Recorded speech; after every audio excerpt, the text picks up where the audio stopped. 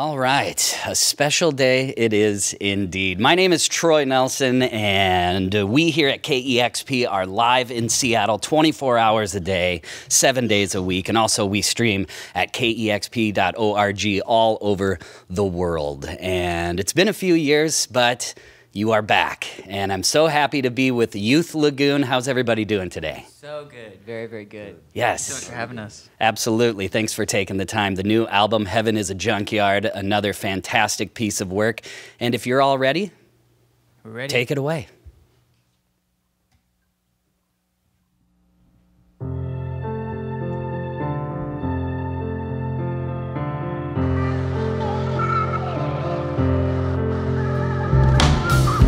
No one ever saw the house through the pine trees on the boat, only owls staring out.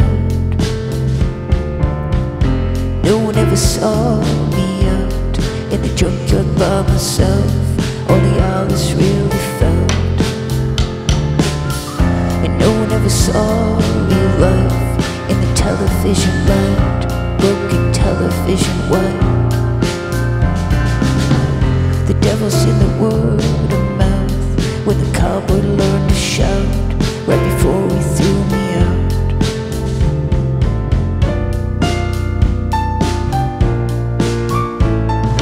Face to the floor, and there ain't no magic door, just a bullet from the war in a 1984 Lagoon.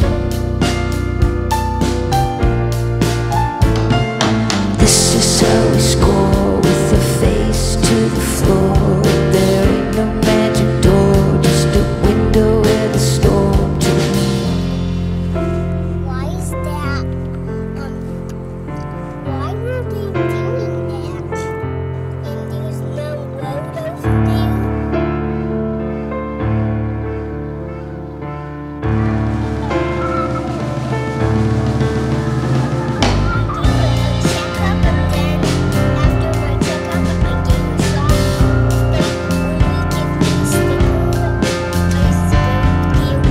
No one ever saw the blood on the birthday party blouse, only Alice really felt.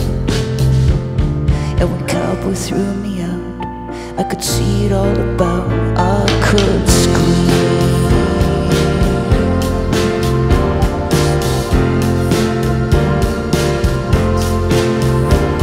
There were bodies on the ground, there were bodies in between. In between. This is how we score, with a face to the floor. And there ain't no magic door, just a window and a storm. This is how we score, with a face to the floor. And there ain't no magic door, just a window and a storm. To me, this is how we score, with a face to the floor. And there ain't no magic door, just a window and a storm. Like a rest, it'll never come again. There's a last and it's something like a friend.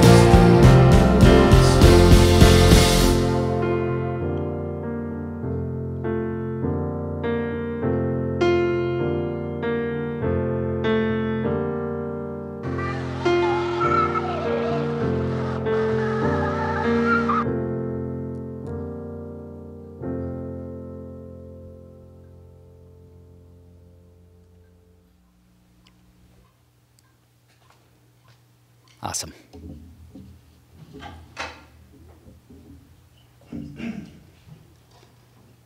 Is it weird finishing a song with no audience clapping? It is bizarre. It's yeah. pretty weird. Yeah. Plus, this is the very first stop of tour. There wow. hasn't been a single show yet. Oh, wow. Literally no shows. They will get louder than this, I promise. It's just so funny that the stuff that you do first, this is, the stuff that lives on forever, is before anything else happens. Before you actually get a chance. Before you to have warm like up. 60 shows under your belt. Yeah. This is the thing that lives on.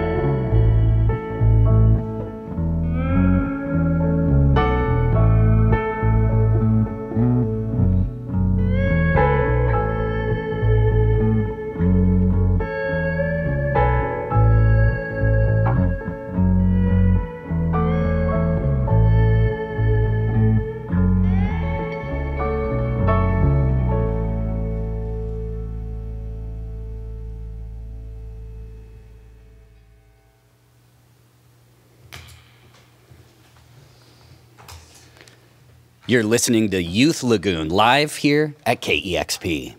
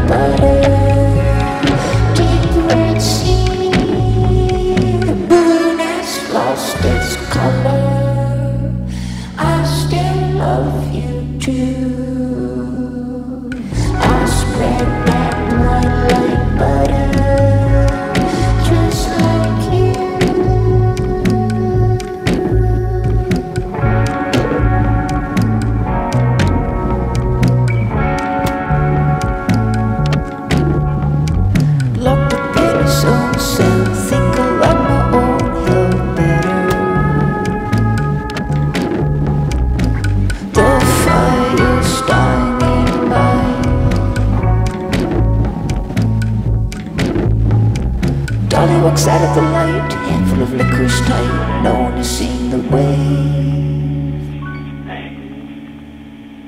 of tears that come each night.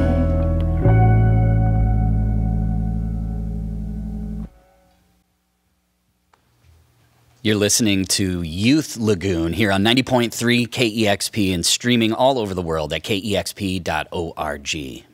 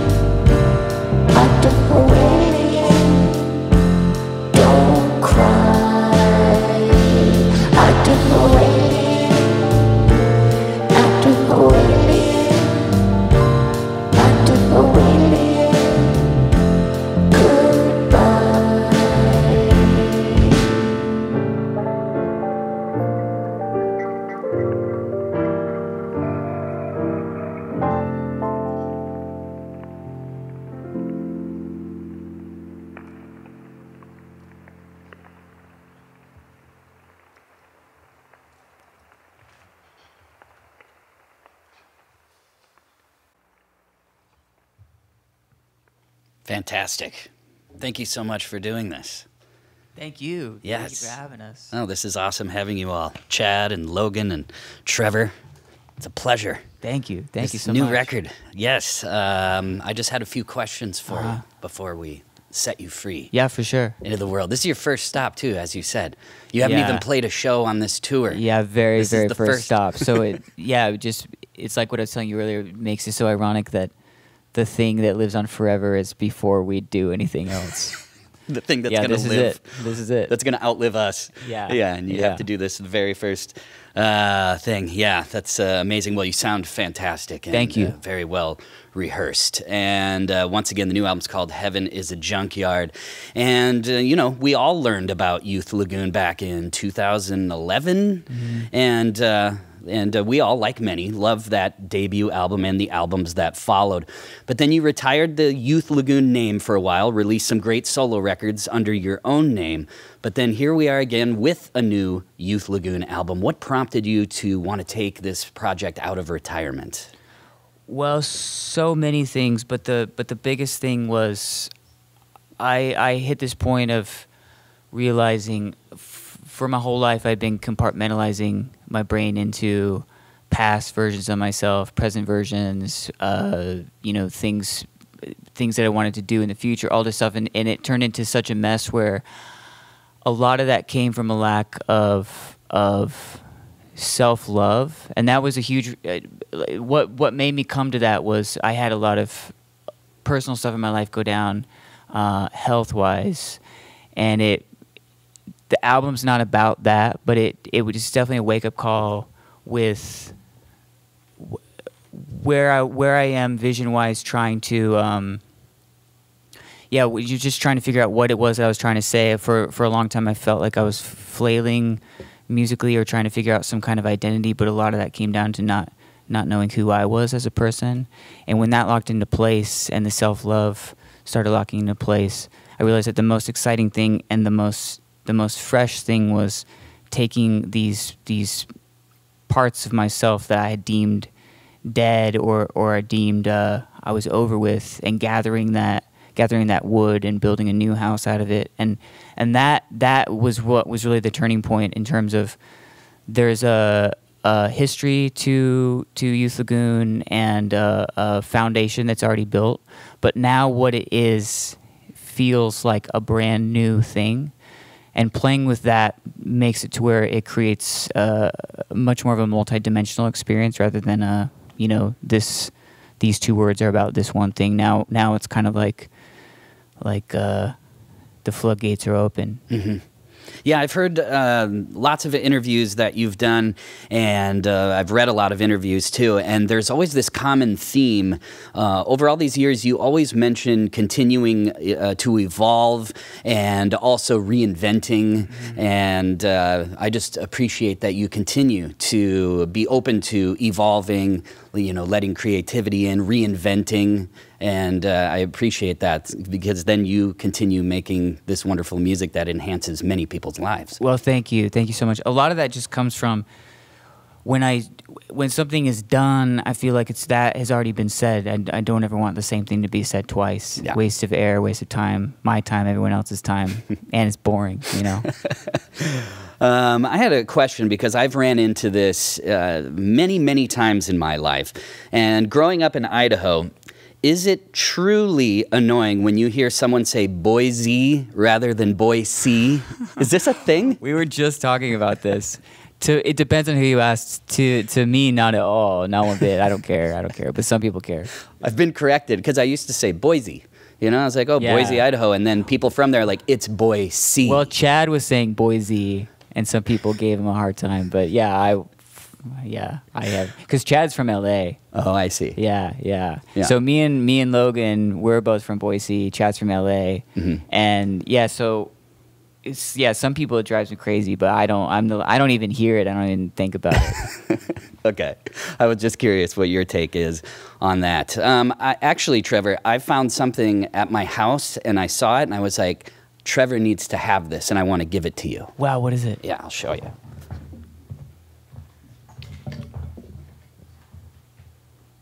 Oh my God. Garbage Pail Kids. Trevor. You can show the camera if you want. Wow. That is fantastic. That's. I feel like you know me. And there you go. I felt like you should be the proud owner of that Garbage Pail Kid. Where did you get it? Actually, I have lots of Garbage Pail Kids. Wow. Yes. That's incredible. They still make them. I collected them when I was in 5th grade, and they still make them to this day. I saw some OG ones recently, actually, at an antique mall by my house. And it's weird that you give this to me now, because I was thinking just recently that it'd be a cool thing to start collecting. Because a lot of the OG ones too, they're nuts. Yeah, Yeah. this is great. First one for my collection. There you go. I'm honored. Awesome. And also, I know that Boise has had a fantastic music scene for quite some time. And since you grew up there, I want to mention some bands from Boise from back in the day. And I'm curious what you have to say about them and if you know where You're gonna they put are. me on the spot? And where they are now. If you do know where they Okay. are now. Okay, one of the bands I wanted to mention was the band Teens. Oh my God, I love Teens so much. That's so crazy. We were just talking about Teens. That's so funny. I don't know what they're doing now. It's my favorite. Honestly, it's one of my favorite punk bands ever. And they ended up derailing their music career a little bit because every single place that they were playing. And I don't know how much touring they actually did outside of Boise, but in Boise they got banned from pretty much every bar because they would destroy it to the point of no return. And that was it made the experience so incredible going to see them live, but it was also terrible for them because they would never get rebooked. So wherever they played, they just wouldn't get invited back. Mm-hmm. And one of the dudes whose name is David, I know he was studying to become, I think it was an audiologist or someone studying hearing aids. So the irony of them making everyone's eardrums bleed and then he would fix them was pretty great. But yeah, I don't know what they're doing now. Fantastic band. Awesome. Another band I wanted to mention, I'm curious to your thoughts, Mozam. Mozam. Wow, deep cuts. Yes, that's a buddy of mine. He moved away, but I haven't seen him in a while. I think he's living Yeah, in Bali. Trevor can't play. What was that? I think he's in Bali. Is he in Bali? That's last Is I he heard. I think he's doing a lot of meditation classes now. Yeah. Where he's kind of a He's teaching yogi. Something. Yeah. What kind of music was Mozam? I don't even know how to describe it. Yeah, it's kind of. He pulled from a lot of different stuff. But do you remember the website Altered Zones? No, I don't remember. Oh, okay, incredible website. But it was very formative for a lot of people that were seeking. It was the height of the blog era, and it was a collection of all these different blogs put together. But I remember Mozam was very much so in this world of pulling from a lot of, I mean, just like the most bizarre but special things. Yeah, Trevor can't play. Awesome. Great dude. What can you tell me, or what can you tell the listeners, well, and myself, who may not be familiar about the talent of Roddy McDonald? Oh, Roddy. Is that what you call him, Roddy? Yeah, he's from Scotland, and so his name is spelled very intensely. But yeah, Rod. So I had recorded Heaven is a Junkyard with him at his house in Los Angeles.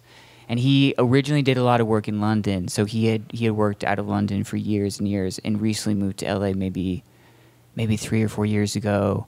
But yeah, what a wizard. I mean, we connected on so many different levels, and it was right away too. You know, I showed up with my demos and played him things, and it was similar wavelength, and developed a shorthand really quick, so where there wasn't a lot of explaining that I had to do. But my favorite thing about working with Roddy was that he's very great at not trying to change the spirit or the heart of what an idea is, but rather capture that and maximize it. But yeah, it was such a fantastic experience. I love that person so much. Yeah, the record sounds fantastic, and a song that stuck out to me is the song "The Sling," which is wonderfully haunting and beautiful. And I was curious how you met violinist Rob Moose and how that happened. Well, with Rob Moose, is there reverb on my voice still? Is that a problem? I don't hear that. Okay, all right. Just want to make sure. The whole time is just talking in a cavern.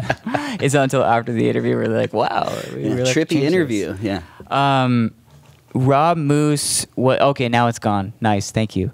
Rob Moose, I had worked with him on, there was an album that I had come out under my own name called Mulberry Violence in 2018.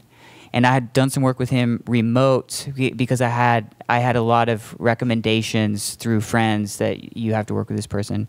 And sent him some songs I was working on. And it was another one of those situations where kind of like with Rod, my whole MO is finding people that I trust enough and I love what they do enough to where I can be fully hands off.